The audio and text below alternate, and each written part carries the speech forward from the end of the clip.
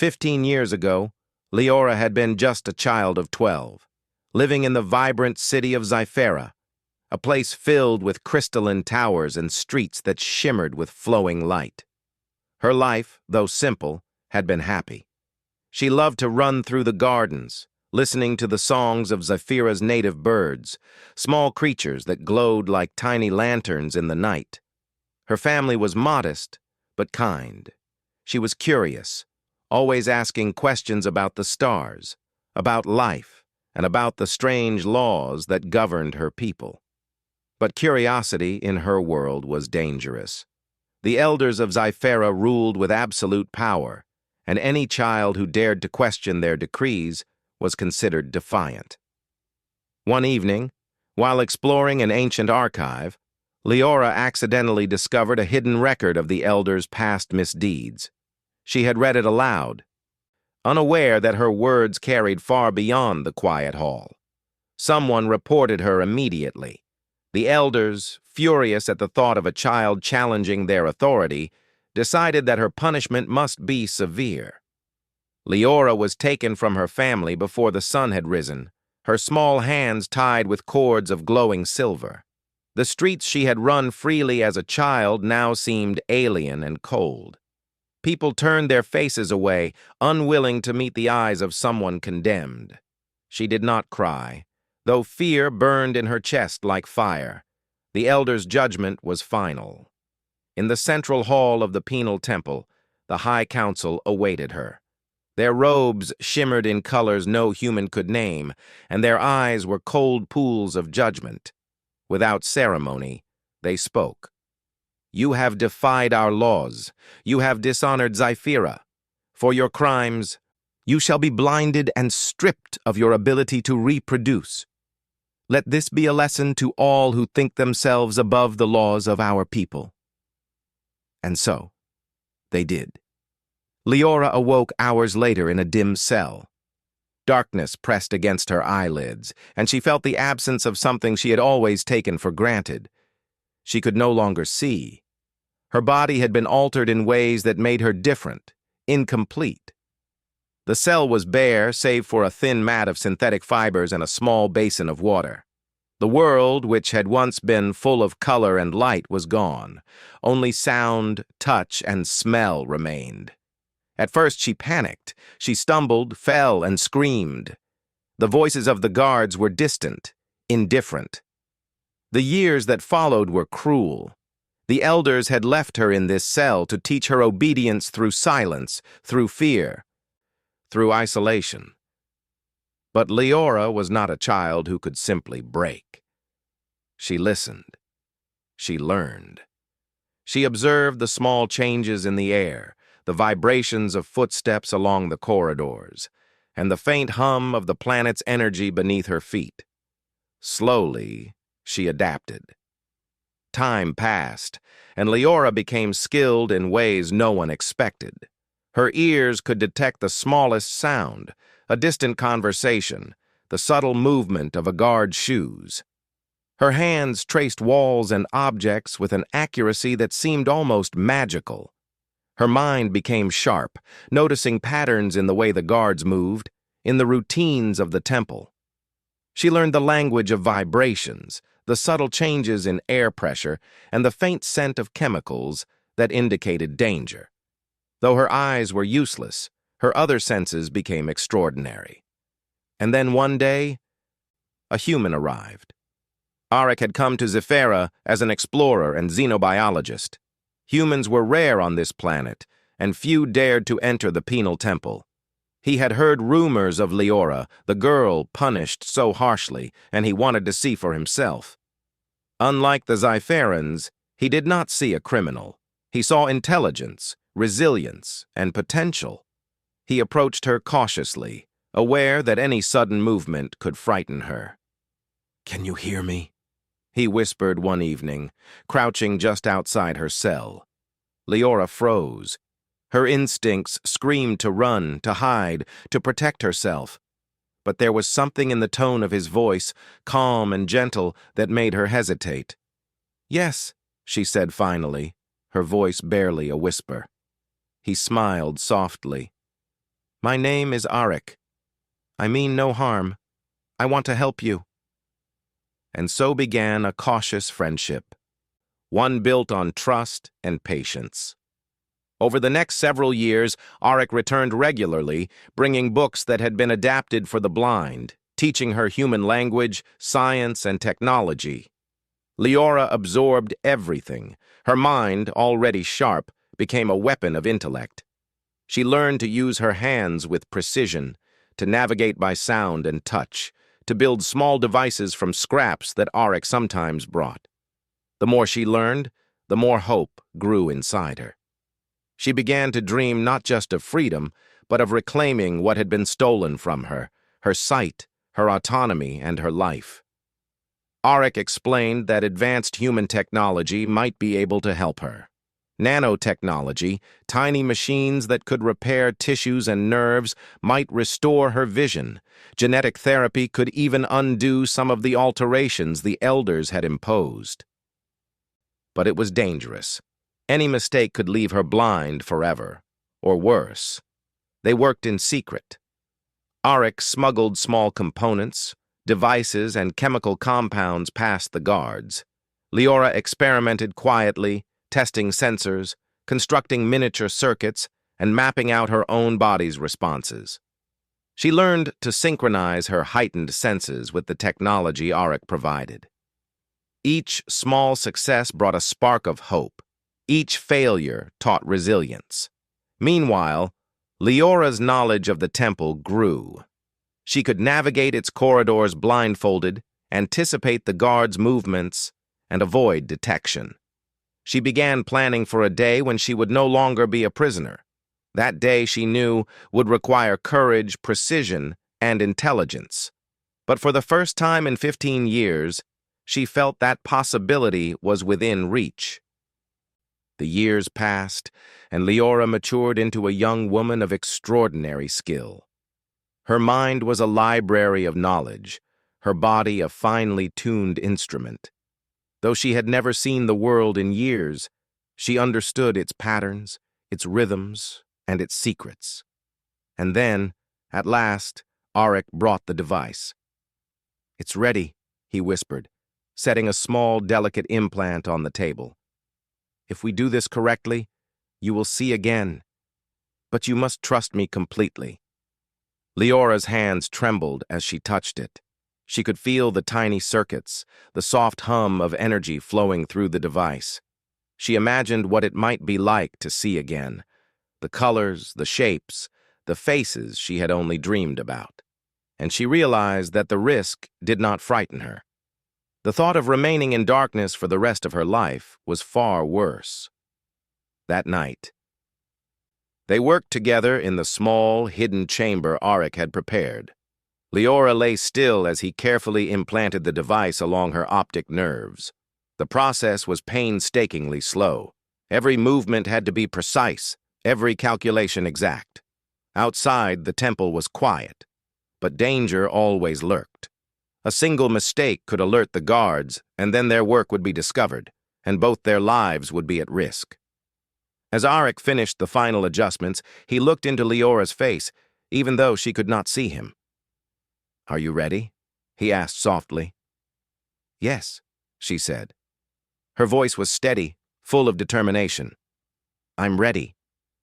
He activated the device. At first, there was nothing. Then a flood of light. Leora gasped as shapes, colors, and movement burst into her awareness. The walls of the chamber, the soft glow of Arik's tools, even the faint light from the street outside the hidden window, all of it came alive. She blinked rapidly, overwhelmed by the sudden sensation. Tears ran down her cheeks, not from pain but from astonishment. She could see. The world, once lost to her, was now vivid and real. Arik smiled, relief washing over him. "Welcome back," he whispered. Leora looked at him, seeing his face clearly for the first time in 15 years. She did not know whether to laugh or cry. Her voice caught in her throat. "It's beautiful," she said finally, her words trembling with wonder. Arik nodded. And this is just the beginning. Even in her awe, Leora realized that freedom was not yet complete. She was still in the temple, surrounded by guards who could end her life at a moment's notice. But for the first time in her life, she felt that she had the power to change her fate. She could see the paths ahead, the doors to freedom, and the tools she could use to achieve it. Her mind raced, planning every step. She would escape. She would reclaim her life. And someday, she would ensure that no other child suffered as she had. For now, though, she simply took a deep breath and marveled at the colors of the world, the glimmer of the walls, the light reflecting from Orcs' eyes. 15 years of darkness had ended, and the first day of her true life had begun. Leora blinked again, letting the flood of light settle into her eyes. The world was sharper than she had ever imagined, every color more vivid than her memories had held. She could see the walls of the hidden chamber, the glow of the tools, even the faint shimmer of the distant streets beyond the temple. For 15 years, she had lived in darkness, and now she was surrounded by light, possibilities, and hope. Auric helped her to her feet. "We have little time," he said quietly. "The guards will be on alert if they discover you've regained your sight. We need to move." Leora nodded, excitement and determination burning in her chest. Her body was ready, her mind sharper than ever. She could hear the faintest vibrations through the floor, feel the subtle shift of air currents, and now she could also see. Together, her senses formed a perfect map of her surroundings. She led the way, Auric following closely behind, their steps silent on the polished floors. The first challenge was simple but nerve-wracking. Crossing the central hall of the penal temple, guards patrolled in pairs, their movements predictable but still dangerous. Leora's heart beat steadily, though her hands gripped her cloak tightly. She recalled every pattern she had memorized over the years. Timing, she knew, was everything. "Wait for the guard to pass," she whispered, her voice barely audible. They crouched behind a column as a tall guard strode past, oblivious to the shadowed figures hiding in plain sight. Once the path was clear, Leora darted forward, Auric close behind. Her newly restored vision made a world of difference. She could anticipate obstacles, detect hidden traps, and move with a speed no blind prisoner could have managed. They reached a side exit, a narrow passage that led to the outer corridors. Auric pulled a small device from his pack. "This will open the locked door," he said. Leora watched as he activated it, the lock clicking open. She let him through. And for the first time in 15 years, she felt the cool breeze of freedom brushing her face. Outside, the city stretched before them, gleaming towers, glowing gardens, and streets bathed in the soft radiance of Zephyra's energy. But freedom was not yet safe. The temple guards would soon discover her absence, and alarms could bring reinforcements in minutes. Leora scanned the rooftops, calculating their route. "There," she said, pointing to a maintenance ladder leading to the upper levels. "We can move across the rooftops. They'll never expect it." They climbed silently, moving like shadows over the shimmering cityscape. The wind carried the faint scent of flowers from the hanging gardens below, and Leora felt a strange mix of exhilaration and fear. She had never imagined she would see the world like this again, not after the years of darkness, not after the pain of her punishment. Hours passed as they navigated the rooftops, avoiding patrols and drones. Leora's enhanced senses, her memory of the temple's layout, and her restored sight made her nearly untouchable. Every step was calculated, every movement precise. She realized that she was no longer a victim. She was a survivor, a fighter, and soon she would be something even more powerful. Finally, they reached a secluded area outside the city walls. Here, Auric revealed the final part of their plan, a transport shuttle hidden in a small hangar. It was a human vessel, sleek and fast, designed for long journeys through space. Leora's eyes widened as she took in its polished surface, the glow of its engines, and the possibilities it represented. "This will take us off-planet," Auric explained. "From there, you can choose your path. But first, we need to ensure the Elders cannot find you again." Leora nodded, understanding the weight of the task. Freedom alone was not enough. She wanted justice, not revenge, but change. The abuses she had suffered could not go unchallenged. If she could survive, if she could escape, then she had a chance to reshape the world that had taken so much from her. The shuttle lifted off quietly, leaving the city of Zyfera behind. Leora pressed her hands to the cool metal of the cabin, staring out at the planet below. It was beautiful, serene, and utterly unaware of the storm that was coming. For 15 years, she had been powerless. Now she had a chance to make a difference. Over the next few days, Auric and Leora worked together to plan their next moves. Using human communication devices and encrypted channels, they began broadcasting the truth of Zyfera's elders to the wider galaxy. They revealed the punishments, the corruption, and the injustices that had plagued the planet for generations. Messages spread quickly, reaching other systems and stirring outrage. Back on Zyfera, the elders were furious. They sent patrols to hunt for the escaped girl, but Leora was always one step ahead. She had learned every secret, every weakness of their systems, and now she could exploit them. She moved through shadows, gathering allies among those who had suffered silently under the Elders' rule. Leora's reputation grew. Stories of the girl who had survived blindness, punishment, and exile spread like wildfire. She became a symbol of hope for the oppressed, a figure who had reclaimed not only her life but her dignity. With each new ally, each new success, the power of the Elders waned. They were no longer untouchable. The people began to question their authority. Months passed, and Leora's campaign for change reached its peak. She led coordinated efforts to expose the Elders' crimes, protect the innocent, and bring transparency to the governance of Zyfera. The people rallied behind her, inspired by her courage, intelligence, and resilience. She never sought power for herself, only justice and fairness for all. Eventually, the Elders were forced to step down. Laws were rewritten, punishments reformed, and a new council was elected, one that valued knowledge, compassion, and equality. Leora watched from the shadows as the city she had once known transformed. Streets were open, gardens bloomed, and the people walked with their heads held high, free from fear.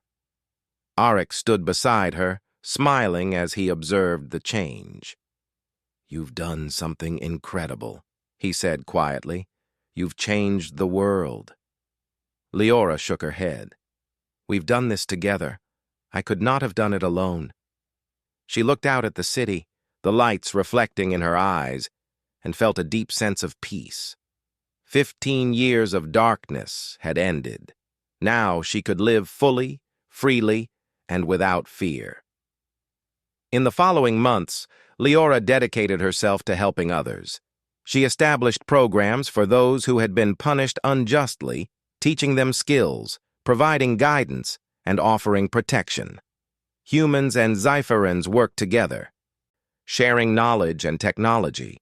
The collaboration created a new era of cooperation and progress, one where no one would suffer the same fate Leora had endured. And yet, even as she helped others, Leora never forgot the past. The memories of her punishment, the coldness of the temple, and the darkness of her years without sight remained. But they were no longer chains. They were lessons. She had learned resilience, patience, and the power of hope. She had discovered strength she never knew she possessed. One evening, Leora stood on a balcony overlooking the city. The stars above twinkled like tiny lanterns, each one a reminder of the vast possibilities of the universe. She felt a presence beside her and turned to see Auric, smiling softly. "Do you ever wonder what life would have been like if—" he began, trailing off. Leora shook her head. "No," she said firmly. "Everything that happened shaped who I am. And who I am is someone who can make a difference. Someone who will not let fear or injustice define the future." Auric nodded, understanding. Together they watched the stars, knowing that their journey was far from over. But for the first time in 15 years, Leora felt a sense of complete freedom. The darkness was gone. Her sight, her voice, her life, they were hers to shape. Leora knew that the universe was vast and full of challenges, but she also knew that she could face them. Her past had made her strong, her mind had made her sharp, and her heart had made her compassionate. She had survived the worst of cruelty, and now she could build the best of possibilities. The story of the blind girl who had been punished for her sins had transformed into the story of a young woman who had reclaimed her life, restored her sight, and changed the world. She was no longer a victim. She was a beacon, a symbol of hope for all who had been silenced or oppressed. And as she looked at the stars that night, Leora smiled. The universe was wide, the future was bright, and for the first time in her life, she saw everything clearly, not just with her eyes, but with her heart and mind as well.